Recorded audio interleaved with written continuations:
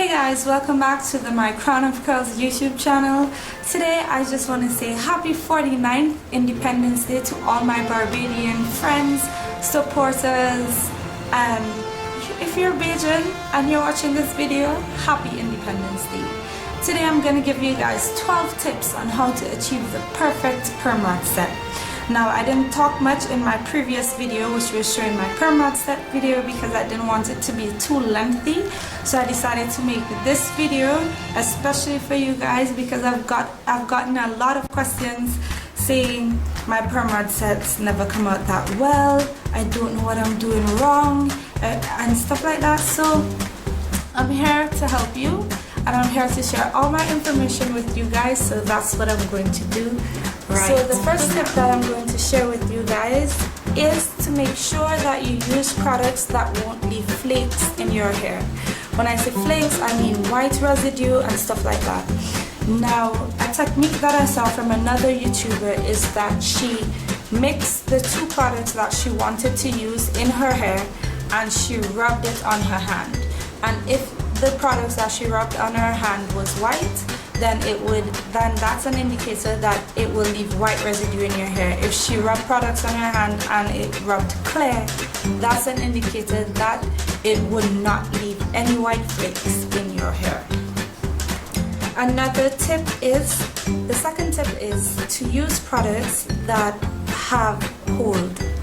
Products that have holes that I would recommend to you are Eco Styler gel, or any type of gel, the favorite kind of gel that you like to use, and also mousse. I used mousse in my other video, in the video with the perm rod set, and it really did turn out well. Those products have hold.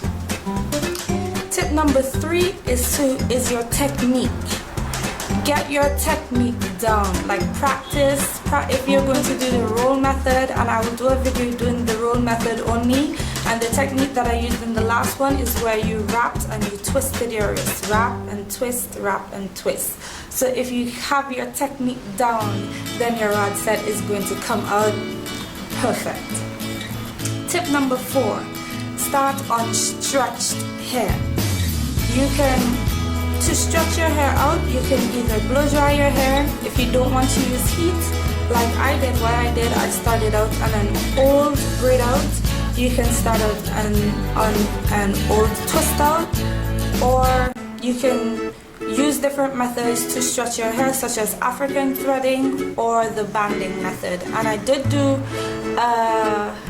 a blog post on the banding method, so I will leave that down below, as well as any other video that I find that demonstrates how to do that for you.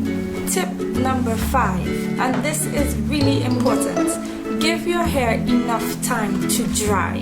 If you don't give your hair enough time to dry, the set, it just will not hold, and when you go outside, it's just going to get bigger and bigger and less defined, and you don't want to put in all that work just to have a big afro at the end of the day. So give your hair enough time to dry. Let it dry for a full 24 hours. If you're working or in school, the best time to do a rod set is over the weekend. So you have the whole weekend for your hair to dry.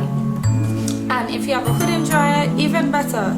You know, you can sit under your hooded dryer, and if you have a diffuser, you could use that to speed up your drying time.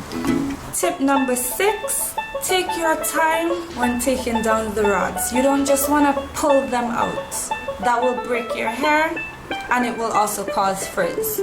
So you just want to take your time, as you saw in my other video where I took my time and I unraveled each section.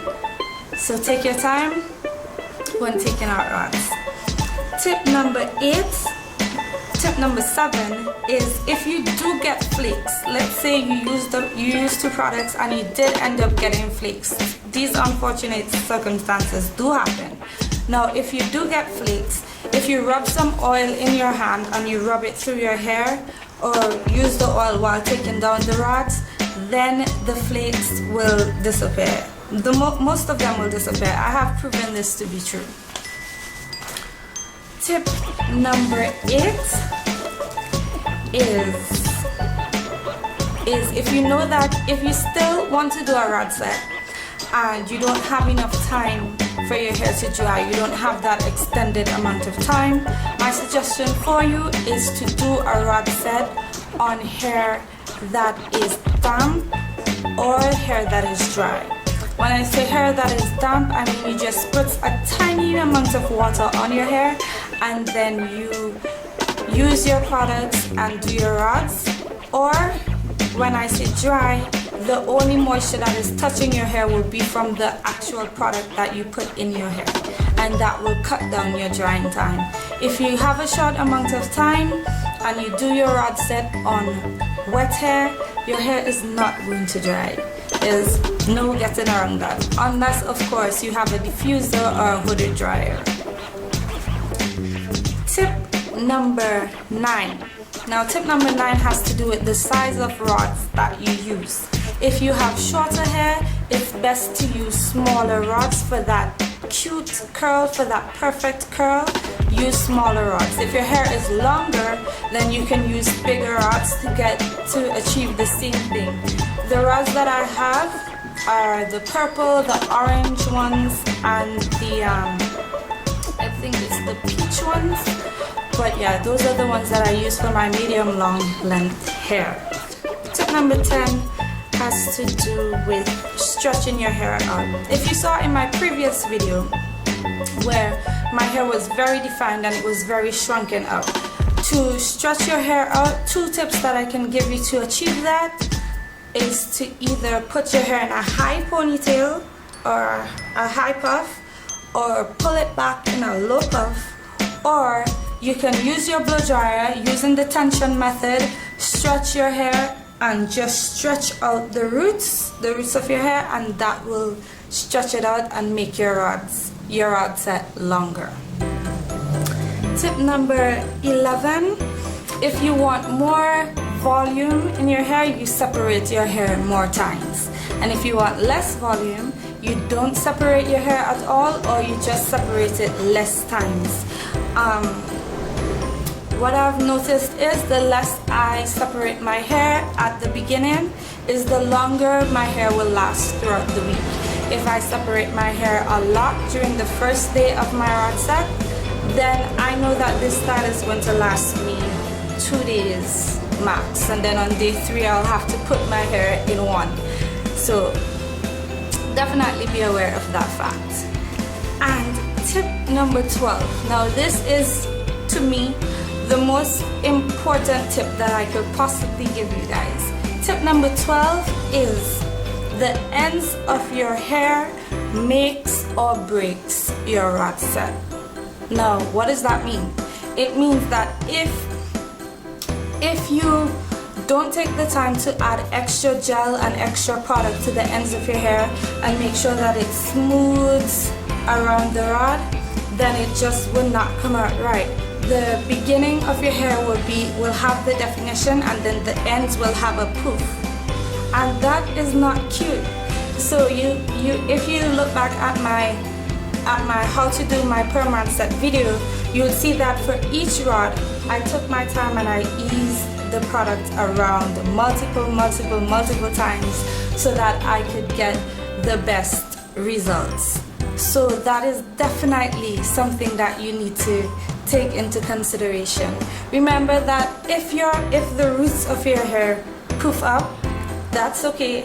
But if the ends of, that's okay because the ends of your hair is still curly, it still has the spiral that you're going for in your rod set.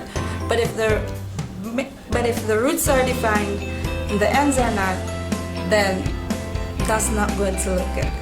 So I hope that you guys enjoyed this video and that you guys definitely try out a perm rod set.